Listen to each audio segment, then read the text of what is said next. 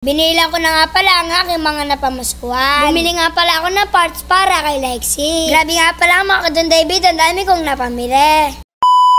Uy! Mga Kadon David, dumating na yung in-order nating bar tape. Yan mga Kadon David.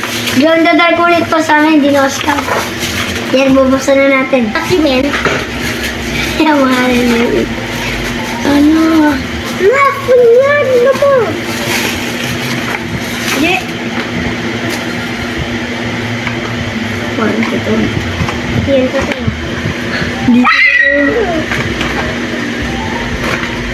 Guys, kayo muna ako natitingin. Kaya ako muna titingin ng mga screen. Yun na. Oh, glow in the dark na! Ito yun!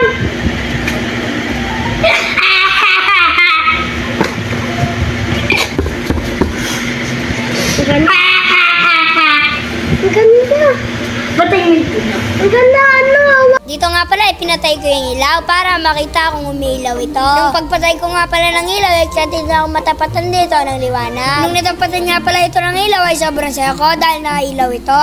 Sana mga Kadon David, tinesting nga pala natin kung ilaw at umiilaw nga, oh. Wow! Yes, thank you. Sakto nga pala ito mga Kadon David sa aking flashlight, kaya mabuksan ko lang.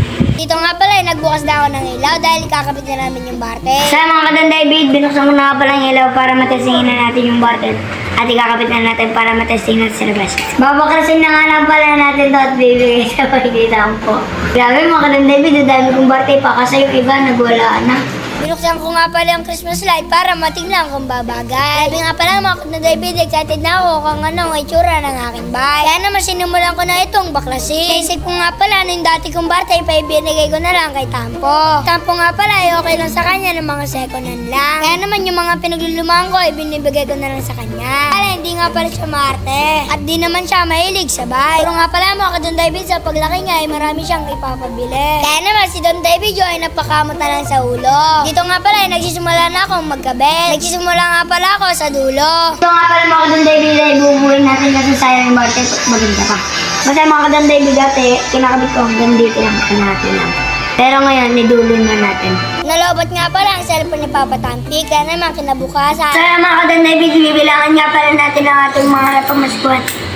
At bibili natin to ng parts. Yan. Saan? Saan? Saan mo?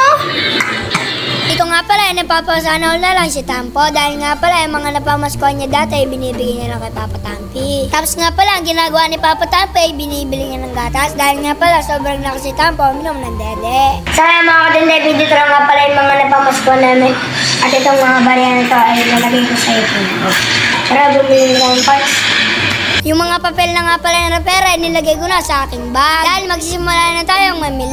Inaipan ko nga pala muna ang lalagyanan ng aking Christmas light. Dahil nga pala magbabalik ako sa bilihan ng mga parts para hindi mahulog ito. Siyempre magsasuot na nga pala ako ng clean shoes. Dahil nga pala dito ako sanay. Dito nga pala napansin na Papa Tampi na umiilaw ang aking bartel. Kaya naman sobra siyang namangha. Lumabas na nga pala kami ni Lexi para bumiyahe.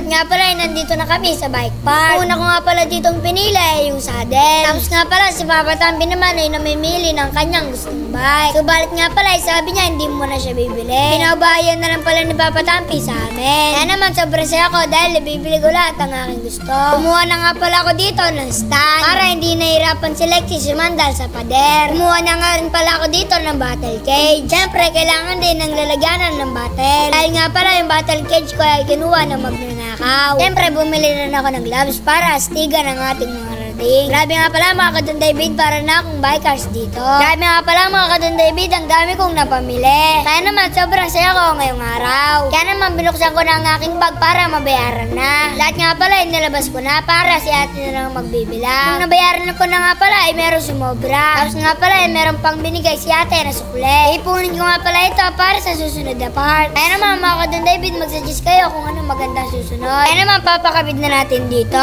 Unang-una nga palang kinabit ay yung yung bottle cake. Sinabi ko nga pala dito kung what if dito ko ilagay. Kaya naman nagtawanan sila. Naisip nga pala namin na patulan ng seat post. Kaya naman binaklas na ito.